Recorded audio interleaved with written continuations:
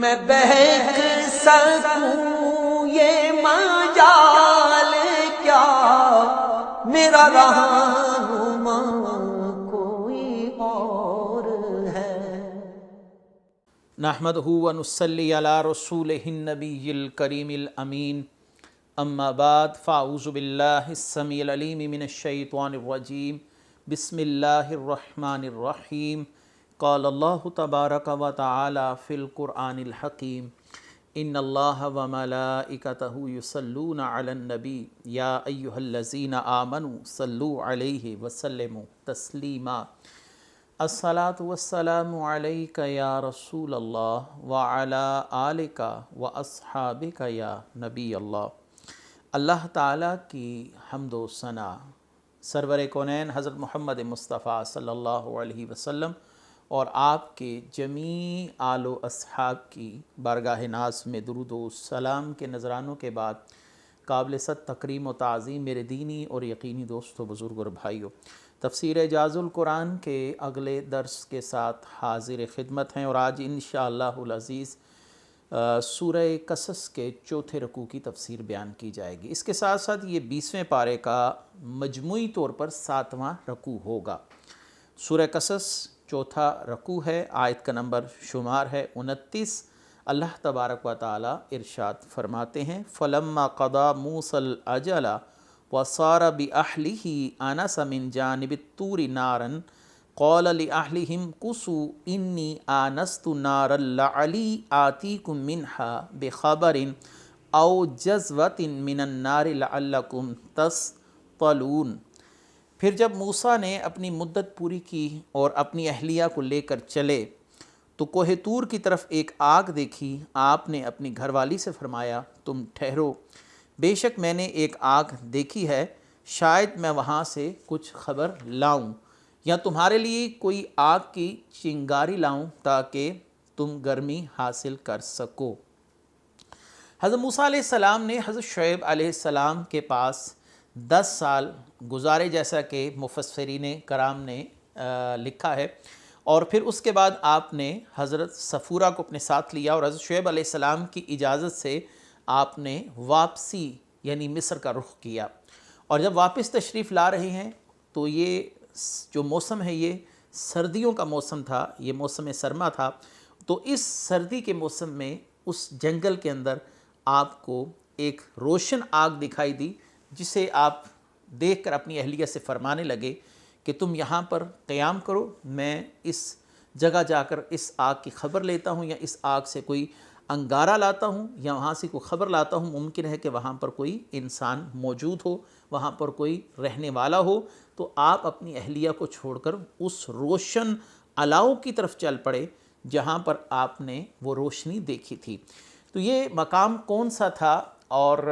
یہ جگہ کون سی تھی؟ تو ظاہری سی بات ہے کہ آپ جب مصر کی طرف واپس جا رہے تھے تو یہ مدین اور مصر کے درمیانی ایک علاقہ بتایا جاتا ہے، اور یہ جنگل تھا، اور آپ نے یہاں پر جو آگ دیکھی یہ اسی جنگل میں ایک درخت جو تھا، آپ نے اس کو روشن الاؤ کی صورت میں دیکھا، گویا کہ اسے آگ نے اپنی لپیٹ میں لے رکھا ہے۔ تو حضرت موسیٰ علیہ السلام جب وہاں پر پہنچے تو آپ نے کیا دیکھا؟ فَلَمَّا آتَاهَا نُودِيَ مِن شَاطِئِ الْوَادِ الْأَيْمَنِ فِي الْبُقْعَةِ الْمُبَارَكَةِ مِنَ الشَّجَرَةِ أَن يَا مُوسَىٰ إِنِّي أَنَا اللَّهُ رَبُّ الْعَالَمِينَ۔ پھر جب آگ کے پاس آئے تو برکت والی جگہ میں میدان کے دائیں کنارے سے ایک درخت سے انہیں ندا کی گئی، اے موسیٰ، بے شک میں ہی اللہ ہوں، سارے جہانوں کا پالنے والا۔ جب موسیٰ علیہ السلام اپنی زوجہ محترمہ کو چھوڑ کر اس جگہ کے قریب پہنچے تو برکت والی جگہ میں میدان کے اس کنارے سے جو حضرت موسیٰ علیہ السلام کے دائیں ہاتھ کی طرف تھا، ایک درخت سے انہیں ندا کی گئی، اے موسیٰ، بے شک میں ہی اللہ ہوں، تمام جہانوں کا پالنے والا۔ جب حضرت موسیٰ علیہ السلام نے دیکھا کہ سرسبز درخت میں آگ، جیسے آگ کسی چیز کو اپنے لپیٹ میں لے لے، ایسے سرسبز درخت جو ہے وہ ایک آگ کی لپیٹ میں ہے، ایک روشنی سے اس سے نکل رہی ہے، تو آپ نے جان لیا کہ اللہ تعالیٰ کی قدرت کے سوا یہ معاملہ ممکن ہی نہیں۔ یہ جو کلام مجھ سے کیا جا رہا ہے، اس کلام کا متکلم اللہ تعالیٰ ہی ہے، یہ بھی منقول ہے کہ حضرت موسیٰ علیہ السلام نے نہ صرف یہ اپنے کانوں سے بلکہ اپنے جسم کے ہر جزو سے سنا۔ یہ تو ایک ایسی بات ہے جس کو الفاظ میں بیان نہیں کیا جا سکتا، لیکن ہم چونکہ ایک اختصار کے ساتھ تفسیر عوام الناس کے لیے بیان کرتے ہیں تو کوشش کرتے ہیں کہ اس کو ایک آسان پیراہے میں بات کو سمجھا سکیں۔ آپ نے ایک روشن آلاؤ دیکھا، درخت سے ایک روشنی نکلتی دیکھی، تو آپ جب وہاں پر پہنچے تو آپ کو درخت سے آواز سنائی دی، یا موسیٰ انی انا اللہ رب العالمین، اے موسیٰ میں ہی اللہ ہوں، تمام جہانوں کا پالنے والا۔ حضرت موسیٰ علیہ السلام نے جب قدرت کا یہ مظاہرہ دیکھا تو جان گئے فوراً کہ یہ اللہ تبارک و تعالیٰ کی قدرت ہے، اللہ تعالیٰ کی قدرت سے ہی یہ ممکن ہے، اور یہ جو کلام میں سن رہا ہوں یہ اللہ تعالیٰ ہی کا کلام ہے۔ تو آپ سے کیا گفتگو کی گئی؟ وَأَنْ أَلْقِ عَصَاكَ فَلَمَّا رَآهَا تَهْتَزُّ كَأَنَّهَا جَانٌّ وَلَّا مُدْبِرًا وَلَمْ يُعَقِّبْ يَا مُوسَىٰ أَقْبِلْ وَلَا تَخَفْ إِنَّكَ مِنَ الْآمِنِينَ۔ اور یہ کہ تم اپنا عصا ڈال دو، جب اسے لہراتا ہوا دیکھا گویا کہ سانپ ہے، تو موسیٰ پیٹھ پھیر کر چلے اور مڑ کر نہ دیکھا، اور ہم نے فرمایا اے موسیٰ سامنے آؤ اور نہ ڈرو، بے شک تم امن والوں میں سے ہو۔ حضرت موسیٰ علیہ السلام کو حکم دیا گیا کہ آپ کے ہاتھ میں جو عصا ہے، جو آپ حضرت شعیب علیہ السلام سے ایک عصا لائے تھے، جس پر ہم پہلے گفتگو کر چکے، ایک درس پہلے جو ہماری گفتگو ہو چکی، حضرت شعیب علیہ السلام نے وہ جو عصا تھا آپ کو دیا تھا، وہ حضرت آدم علیہ السلام کا عصا تھا۔ جب آپ کو حکم دیا گیا کہ اس عصا کو زمین پر ڈالا جائے تو آپ نے اس کو زمین پر ڈالا، تو گویا وہ ایسے ہو گیا جیسے سانپ لہرا رہا ہو، اور آپ اسے دیکھ کر خوف محسوس کرنے لگے۔ تو اللہ تبارک و تعالیٰ نے فرمایا اقبل، اے موسیٰ سامنے آئیے، نہ ڈریے، کیونکہ آپ پیٹھ پھر کر بھاگ پڑے۔ تو اللہ تبارک و تعالیٰ نے فرمایا انک من الآمنین، آپ امن والوں میں سے ہیں، آپ خوف زدہ نہ ہو، یہ آپ کو قطعاً نقصان نہیں پہنچائے گا، آپ کو اس سے کوئی خطرہ نہیں، آپ امن والوں میں سے ہیں، یہ آپ کے لیے امن کا پیغام لایا ہے، یہ آپ کے لیے کسی نقصان کا سبب نہیں ہو سکتا۔ اسلک یداک فی جیبک تخرج بیضاء من غیر سوء واضمم الیک جناحک من الرحب فذلک برہانان من ربک الی فرعون وملئہ انہم کانوا قوما فاسقین۔ اور اپنا ہاتھ گریبان میں ڈالو تو وہ بغیر کسی مرض کے سفید چمکتا ہوا نکلے گا، اور خوف دور کرنے کے لیے اپنا ہاتھ اپنے ساتھ ملا لو، تو تیرے رب کی طرف سے فرعون اور اس کے درباریوں کی طرف یہ دو بڑی دلیلیں ہیں، بے شک وہ نافرمان لوگ ہیں۔ یہاں پر دوسرے معجزے کا تذکرہ کیا جا رہا ہے۔ آپ کو ایک معجزہ تو یہ دیا گیا کہ آپ کو عصا جو آپ نے زمین پر ڈالا وہ ایک اژدہے کی صورت میں متشکل ہو گیا، یہ آپ کا پہلا معجزہ تھا۔ اب دوسرا معجزہ کیا ہے کہ اے موسیٰ اپنے ہاتھ کو اپنی قمیص کے گریبان میں ڈال کر نکالو، تو وہ کسی مرض کے بغیر سفید اور سورج کی طرح روشن چمکتا ہوا نکلے گا۔ حضرت موسیٰ علیہ السلام نے اپنے دائیں ہاتھ کو اپنے گریبان میں ڈال کر جب باہر نکالا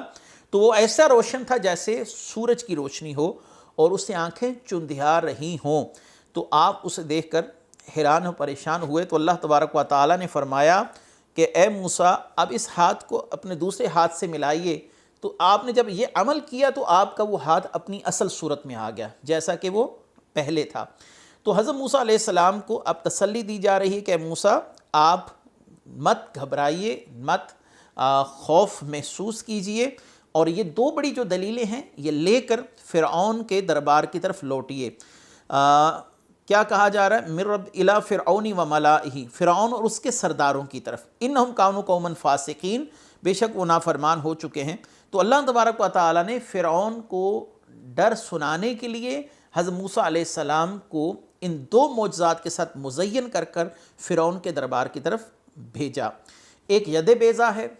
آپ کا ہاتھ روشن ہونا، دوسرا آپ کا عصا جو کہ اژدہے کی صورت میں متشکل ہو جاتا تھا۔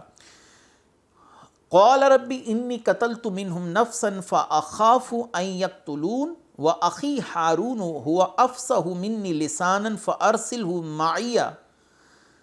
رد ان یصدقنی انی اخاف ان یکذبون۔ موسیٰ نے عرض کی اے میرے رب، میں ان میں سے ایک شخص کو قتل کر چکا ہوں، میں نے ایک شخص کو قتل کر دیا تھا، تو مجھے ڈر ہے کہ وہ مجھے قتل کر دیں گے، اور میرا بھائی ہارون اس کی زبان مجھ سے زیادہ صاف ہے، تو اسے میری مدد کے لیے رسول بنا تاکہ میری تصدیق کرے، بے شک مجھے ڈر ہے کہ وہ مجھے جھٹلائیں گے۔ حضرت موسیٰ علیہ السلام ان دو نشانیوں کو لینے کے بعد اب اللہ تعالیٰ سے ہم کلام ہوئے اور فرمایا اے رب کریم، فرعون کی طرف میں جا تو رہا ہوں، لیکن یہاں پر وہ ایک خوف جو میرے دل میں ہے کہ میں ایک قبطی کو مار کر، ایک فرعونی کو مار کر وہاں مصر سے نکل کر مدین روانہ ہوا اور میں نے 10 سال پھر مدین میں گزارے۔ اب جب میں واپس جا رہا ہوں تو یہ بات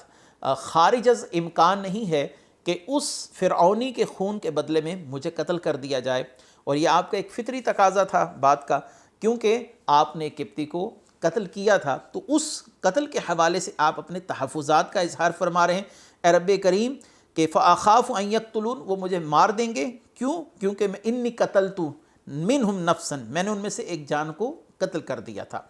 تو اللہ تبارک و تعالیٰ سے آپ کیا التماس کر رہے ہیں؟ اے رب کریم میرے بھائی ہارون کو میرا مددگار بنا، اسے میرے ساتھ قاصد بنا کر بھیج، وہ مجھ سے زیادہ فصیح و بلیغ ہے، اسے گفتگو کرنے کا انداز زیادہ اچھے طریقے سے آتا ہے، کیونکہ حضرت موسیٰ علیہ السلام نے بچپن میں ایک کوئلہ جو تھا وہ اٹھا کر اپنی زبان پر رکھ لیا، جس سے آپ کی زبان میں لکنت پیدا ہو گئی تھی۔ تو آپ کا اشارہ ہوا افصح منی لسانا فارسلہ معی، آپ کا اشارہ اس طرف ہے کہ حضرت ہارون علیہ السلام اچھے انداز سے صاف ستھرے لہجے سے گفتگو کر سکتے ہیں، جبکہ میری زبان میں لکنت ہے۔ تو حضرت موسیٰ علیہ السلام کی یہ جو گفتگو ہے، اس سے ہمیں کچھ عقیدے کے حوالے سے بھی مسائل دریافت ہوتے ہیں۔ وہ کیا ہے کہ اللہ کے بندوں کی مدد لینا انبیاء علیہ السلام کی سنت ہے، جیسے کہ موسیٰ علیہ السلام نے حضرت ہارون علیہ السلام کی مدد کا تقاضا کیا۔ اور دوسرا یہ ہے کہ آپ نے دعا کی کہ حضرت ہارون کو آپ کا معاون و مددگار بنایا جائے۔ مفسرین نے یہاں پر ایک بات لکھی ہے کہ حضرت موسیٰ علیہ السلام کی دعا سے حضرت ہارون کو نبوت عطا کی گئی، لیکن نبوت کوئی کسبی چیز نہیں، یہ اللہ تعالیٰ کے فضل سے افراد کو پہلے ہی منتخب کر لیا جاتا ہے، نبی آ کر نہیں بنتا، بن کر آتا ہے۔ تو ہم اس کی تشریح اگر یہ کریں کہ حضرت ہارون علیہ السلام کو بھی اعلان نبوت کا اذن دیا جائے، تو میرا خیال ہے کہ یہ ترجمہ زیادہ مناسب رہے گا، یا یہاں پر یہ تعبیر و تشریح یہ زیادہ مناسب رہے گی، کیونکہ بہت سے مفسرین یہاں پر یہی لکھتے رہے کہ حضرت ہارون علیہ السلام کو نبوت حضرت موسیٰ کی دعا سے ملی۔ تو نبوت کسی کی دعا سے ملنا، اس پر کئی سوالات ہو سکتے ہیں۔ تو اگر یہ کہا جائے کہ حضرت ہارون علیہ السلام نبی تھے، لیکن حضرت موسیٰ علیہ السلام نے اس وقت کے اظہار کی التماس کی، یا رب کریم انہیں حکم دے کہ وہ بھی اپنی نبوت کا اظہار فرما دیں، نبی تو وہ پہلے سے ہی ہوں گے۔ تو بہرحال یہاں پر یہ تھوڑا سا تشریح اور تعبیر کا مسئلہ ہے جسے سمجھنا ضروری ہے۔ قال نشد اددک باخیک اددک باخیک ونجعل لکم سلطانا فلا یصلون علیکما بآیاتنا انتما ومن اتبعکم الغالبون۔ اللہ نے فرمایا عنقریب ہم تیرے بازو کو تیرے بھائی کے ذریعے قوت دیں گے اور تم دونوں کو غلبہ عطا فرمائیں گے، تو وہ ہماری نشانیوں کے سبب تم دونوں کا کچھ نقصان نہ کر سکیں گے، تم دونوں اور تمہاری پیروی کرنے والے ہی غالب آئیں گے۔ قال نشد اددک باخیک، کہ ہم تیرے بازو کو تیرے بھائی کے ذریعے قوت دیں گے۔ اللہ تعالیٰ نے حضرت موسیٰ علیہ السلام کی دعا قبول فرمائی، اور ہم تیرے بھائی کے ذریعے تمہیں قوت دیں گے، تمہاری مدد کریں گے، اور ہم تم دونوں کو غلبہ اور تسلط عطا فرمائیں گے، اور دشمن کے دل میں تمہارا رعب اور دبدبہ جو ہے وہ بٹھا دیں گے۔ لہذا فرعون اور اس کی قوم کے پاس جاؤ، اور جو تمہیں نشانیاں دی گئیں وہ تم انہیں دکھاؤ، وہ لوگ تمہیں کوئی نقصان نہیں پہنچا سکیں گے، بلکہ تمہارے پیروی کرنے والے ہی غالب آئیں گے۔ دیکھیں حضرت موسیٰ علیہ السلام جب فرعون کے دربار میں پہنچے، گفتگو شنید ہوئی، حضرت موسیٰ علیہ السلام نے اپنے معجزات کا ظہور فرمایا، تو فرعون جو تھا وہ حضرت موسیٰ علیہ السلام کو قطعاً کوئی گزنت نہیں پہنچا سکا، کوئی نقصان نہیں پہنچا سکا۔ یہ اللہ تعالیٰ کا وعدہ تھا کہ وہ تم پر نہ غالب آ سکے گا، نہ تمہیں کوئی نقصان دے سکے گا، اور ہوا بھی یہی کہ آپ اس کے دربار میں ہزاروں سرداروں کے سامنے گئے، اس سے گفتگو کی، اسے اپنے معجزات دکھائے، لیکن اس ساری گفتگو کے تناظر میں اس معاملے کو بھی سمجھا جائے کہ فرعون آپ پر غالب نہیں آ سکا، آپ کو نہ گرفتار کر سکا، نہ آپ کو مار سکا۔ یہ اللہ تعالیٰ کا وہی وعدہ تھا کہ اے موسیٰ تو اور تیرا بھائی اور تمہارے ماننے والے انتما ومن اتبعکم الغالبون، کہ تم اور تمہارے بھائی اور تمہارے ماننے والے ہی غالب آئیں گے۔ فلما جاءہم موسیٰ بآیاتنا بینات قالوا ما ھذا الا سحر مفتری وما سمعنا بھذا فی آبائنا الاولین، پھر جب موسیٰ ان کے پاس ہماری روشن نشانیاں لے کر آئے تو فرعونیوں نے کہا یہ تو صرف ایک بناوٹی جادو ہے، ہم نے اپنے اگلے باپ داداؤں میں یہ بات کبھی نہیں سنی۔ جب موسیٰ علیہ السلام اور ہارون علیہ السلام فرعون کے دربار میں آئے اور اپنے معجزات کا ظہور کیا، اب چاہیے تو یہ تھا کہ وہ ان معجزات کو دیکھتے اور ہدایت اور رشد کو قبول کرتے، لیکن انہوں نے حضرت موسیٰ علیہ السلام پر یہ سوال اٹھایا کہ یہ جو آپ دکھا رہے ہیں یہ شعبدہ بازی ہے، یہ صرف اور صرف جادو کا زور ہے، اس میں کوئی حقیقت نہیں ہے اور یہ سب کچھ نظر کا دھوکہ ہے، ہم ان چیزوں کو تسلیم نہیں کرتے۔ تو معلوم ہوا کہ جب انسان کا نفس امارہ قوی ہو جائے تو اس کے لیے اللہ کی نشانیاں اور اللہ تبارک و تعالیٰ کی طرف سے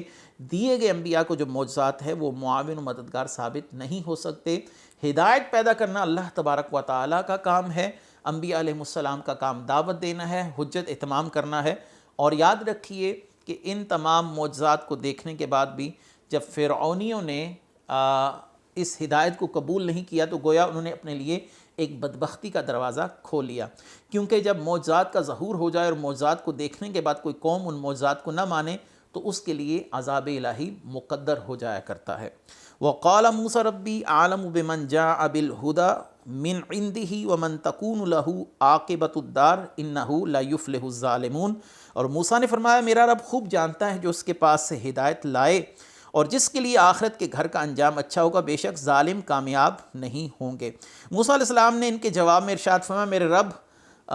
کو اس بات کا بخوبی علم ہے جو ہم میں سے حق پر ہے، جسے اللہ نے نبوت کے ساتھ سرفراز فرمایا، اور اللہ تعالیٰ ہی خوب جاننے والا ہے کہ جس کے لیے آخرت کا گھر ہوگا اور وہاں کی نعمتوں اور رحمتوں کے ساتھ کس کو نوازا جائے گا۔ یہ گویا کہ آپ ان کو جواب دے رہے ہیں کہ میں اپنے رب کی طرف سے برحق معجزات لے کر آیا ہوں، یہ کوئی جھوٹ نہیں، یہ کوئی جادو نہیں، یہ کوئی شعبدہ بازی نہیں، چونکہ میں نبی ہوں اور نبی جھوٹ سے پاک ہوتا ہے، وہ ہر طرح کی شعبدہ بازیوں سے پاک ہے۔ اللہ تبارک و تعالیٰ نے مجھے رسول بنا کر بھیجا، حقیقت وہ جانتا ہے، اور جو اس نے مجھے نواز کر بھیجا یہ معجزات ہیں، اور معجزات اور بناوٹی جو چیزیں ہیں جادو اور شعبدہ بازی، اس میں زمین و آسمان کا فرق ہوا کرتا ہے۔ وقال فرعون یا ایھا الملأ ما علمت لکم من الہ غیری فاوقد لی یا حامان علی الطین فاجعل لی صرحا لعلی اطلع الی الہ موسیٰ وانی لأظنہ من الکاذبین، اور فرعون نے کہا اے درباریو میں تمہارے لیے اپنے سوا کوئی خدا نہیں جانتا، اے حامان میرے لیے گارے پر آگ جلا، پھر میرے لیے ایک اونچا محل بنا، شاید میں موسیٰ کے خدا کو جھانک لوں، بے شک میں تو اسے جھوٹوں سے ہی سمجھتا ہوں۔ موسیٰ علیہ السلام نے فرعون کو جو اللہ کی وحدانیت پر ایمان لانے اور اس کی عبادت کرنے کی دعوت دی، اس کا انکار کرتے ہوئے فرعون نے اپنے دربار میں برملا کہا کہ میں اپنے علاوہ کسی خدا کو نہیں جانتا۔ یہ اس کی بدبختی تھی، شومی یہ قسمت تھی کہ معجزات دیکھ کر بھی ان کو تسلیم نہیں کر رہا، اور بلکہ اس پر اس نے مزید جو ہے وہ دعویٰ کر دیا کہ اے حامان میرے لیے ایک عمارت بنا، میں اس عمارت پر چڑھوں اور دیکھوں کہ موسیٰ کا خدا کیسا ہے۔ تو یہاں سے ہمیں دو تین جو مسائل ہیں وہ سمجھ آتے ہیں، دو تین مسائل جو ہیں اہم مسائل ہیں ان کا استنباط کیا جا سکتا ہے۔ پہلا یہ ہے کہ فرعون اللہ کے لیے مکان اور جسم مانتا تھا، یہ ایک گمراہ کن عقیدہ ہے۔ اللہ تعالیٰ نہ مکان میں قید ہے نہ ہی اس کا کوئی جسم ہے، تو اس نے ایک سمت متعین کی کہ اے حامان میرے لیے اونچی منزل بنا، میں اس پر چڑھوں اور رب کو دیکھ سکوں، تو اس کے گمان کے مطابق اللہ تعالیٰ آسمانوں پر تھا، جبکہ اہل سنت کا مذہب یہ ہے کہ اللہ تبارک و تعالیٰ اپنے علم اور قدرت کے ساتھ ہر جگہ پر موجود ہے اور وہ مکان اور جسم سے پاک ہے۔ تو حامان کو عمارت بنانے کا حکم دیا اور اپنے ارادے کا اظہار کیا، چنانچہ حامان نے فرعون کے حکم پر عمل کرنے کے لیے ہزارہا کاریگر اور مزدور جمع کیے، جنہوں نے بھٹی پر اینٹیں تیار کیں اور تعمیراتی سامان جمع کر کے اتنی بلند عمارت تیار کی گئی کہ اس سے پہلے اتنی بلند عمارت کسی نے نہ بنائی تھی۔ اور بعض مفسرین کہتے ہیں حامان وہ پہلا شخص ہے جس نے اینٹ جو ہے اس کو ایجاد کیا، یعنی اس کو آگ کی بھٹی میں مٹی کو جلا کر اینٹ کی جو موجد ہے وہ حامان ہے۔ تو اس سے پہلے یہ صنعت دنیا میں متعارف نہیں تھی۔ وَاسْتَكْبَرَ هُوَ وَجُنُودُهُ فِي الْأَرْضِ بِغَيْرِ الْحَقِّ وَظَنُّوا أَنَّهُمْ إِلَيْنَا لَا يُرْجَعُونَ فَأَخَذْنَاهُ وَجُنُودَهُ فَنَبَذْنَاهُمْ فِي الْيَمِّ فَانظُرْ كَيْفَ كَانَ عَاقِبَةُ الظَّالِمِينَ۔ اور اس نے، اس کے لشکریوں نے زمین میں بیچا، تکبر کیا، وہ سمجھے کہ انہیں ہماری طرف پھرنا نہیں، تو ہم نے اسے اور اس کے لشکر کو پکڑ کر دریا میں پھینک دیا، تو دیکھو ظالموں کا کیسے انجام ہو۔ اس آیت اور اس کی بعد والی آیت کا خلاصہ یہ ہے کہ فرعون کی سرکشی اس حد تک بڑھ گئی کہ اب وہ عذاب الہی کا مستحق ہوا، اور اس کا لشکر اور وہ فرعون دونوں کو اللہ تعالیٰ نے غرق کر دیا۔ جب حضرت موسیٰ علیہ السلام دریا میں سے 12 راستے بنا کر نکل رہے تھے تو فرعون جب داخل ہوا تو اللہ تعالیٰ نے پانی کو ملا دیا، اور فرعون بعد والوں کے لیے نشان عبرت بن گیا۔ یہ واقعہ ہم سورہ طٰہٰ میں بھی بیان کر چکے ہیں، سورہ الاعراف میں بھی، اس لیے میں یہاں پر اختصار کے ساتھ اس سارے واقعے کو بیان کرتا جا رہا ہوں۔ وَجَعَلْنَاهُمْ أَئِمَّةً يَدْعُونَ إِلَى النَّارِ وَيَوْمَ الْقِيَامَةِ لَا يُنصَرُونَ وَأَتْبَعْنَاهُمْ فِي هَٰذِهِ الدُّنْيَا لَعْنَةً وَيَوْمَ الْقِيَامَةِ هُمْ مِنَ الْمَقْبُوحِينَ۔ اور انہیں ہم نے پیشوا بنا دیا کہ آگ کی طرف بلاتے ہیں، اور قیامت کے دن ان کی مدد نہیں کی جائے گی، اور اس دنیا میں ہم نے ان کے پیچھے لعنت لگا دی، وہ قیامت کے دن وہ کبھی بری حالت والوں میں سے ہوں گے۔ ارشاد فرمایا ہم نے فرعون اور اس کی قوم کو دنیا میں لوگوں کا پیشوا بنا دیا کہ وہ کفر و گناہوں کی دعوت دیتے ہیں، جس کی وجہ سے عذاب جہنم کے مستحق ہوئے، اور جو ان کی اطاعت کرے گا وہ بھی جہنمی ہو جائے گا، اور قیامت کے دن کسی طرح بھی ان کی مدد نہیں کی جائے گی، ان کا عذاب دور نہیں کیا جائے گا، ان کے لیے کسی کی شفاعت نہیں ہوگی۔ بندہ مومن کے لیے شفاعت جو ہے وہ اس کے لیے عذاب میں تخفیف کا سبب بنے گی، اس کے لیے مدد بھی ہوگی۔ اور یہ جو فرعون تھا، اس نے چونکہ لوگوں کو گمراہی کی طرف دعوت دی، تو ایسے لوگوں کے لیے اللہ تبارک و تعالیٰ نے کیا فرمایا، لَيَحْمِلُوا أَوْزَارَهُمْ كَامِلَةً يَوْمَ الْقِيَامَةِ۔ اس لیے قیامت کے دن یہ لوگ اپنے پورے بوجھ اور کچھ اور لوگوں کے بوجھ بھی اٹھائیں گے، جیسا کہ سورہ نحل آیت نمبر 25 میں اللہ تعالیٰ نے ارشاد فرمایا، کیونکہ یہ خود بھی گمراہ تھے اور انہوں نے دوسروں کو بھی گمراہ کیا۔ یاد رکھیے کہ جو شخص خود کوئی غلط کام کر رہا ہو اور دوسرے کو بھی اس پر ترغیب دے، اور دوسرا شخص اس غلط کام پر عمل کرے، تو جس شخص کو ترغیب دی گئی اس کو تو گناہ ملے گا ہی، لیکن جس نے ترغیب دی اس کو بھی اس برے عمل کرنے والے کے گناہ کا برابر حصہ دیا جائے گا۔ کسی شخص نے نیکی کا کام ایجاد کیا اور وہ خود بھی نیک کام کر رہا ہے، تو دوسرے کو نیکی کی ترغیب دے گا، تو نیکی کا عمل کرنے والے دوسرے شخص کا بھی جتنا اجر ہے وہ ترغیب دینے والے کے نامہ اعمال میں بھی لکھا جائے گا۔ ایسے ہی معاملہ برائی کا ہے کہ اگر کسی نے کوئی برا کام ایجاد کیا تو وہ اگر چھوڑ بھی دے، لیکن بعد والے جو اس برے عمل پر عمل پیرا ہوں گے، ان کا جو گناہوں کا وبال ہے اس پہلے شخص کو پہنچتا رہے گا۔ نبی کریم صلی اللہ علیہ وسلم کی صحیح مسلم شریف میں ایک روایت ہے، ابو ہریرہ رضی اللہ تعالیٰ عنہ فرماتے ہیں کہ نبی کریم صلی اللہ علیہ وسلم نے فرمایا، جس شخص نے ہدایت کی دعوت دی اور اس ہدایت کی پیروی کرنے والوں کے برابر اسے اجر ملے گا، اور جس شخص نے گمراہی کی دعوت دی اس گمراہی کی پیروی کرنے والوں کے برابر گناہ ہوگا، پیروی کرنے والوں کے گناہوں میں بھی کمی نہیں ہوگی۔ تو فرعون چونکہ بہت سے لوگوں کے ایمان کی خرابی کا سبب بنا، تو فرعون خود تو اس خرابی میں مبتلا ہوا ہی، عذاب الہی کا مستحق ہوا، لیکن اس کے ساتھ ساتھ وہ اپنی قوم کے گناہوں کا بھی ذمہ دار ٹھہرا اور ان کے عذاب کا بھی مستحق ہوا۔ اس کے ساتھ ہی آج کا یہ ہمارا درس جو ہے وہ اختتام پذیر ہوتا ہے۔ انشاءاللہ اگلے درس کے ساتھ حاضر خدمت ہوں گے۔ وآخر دعوانا ان الحمد للہ رب العالمین۔ میں بہک سکوں یہ مجال کیا، میرا رہنما کوئی اور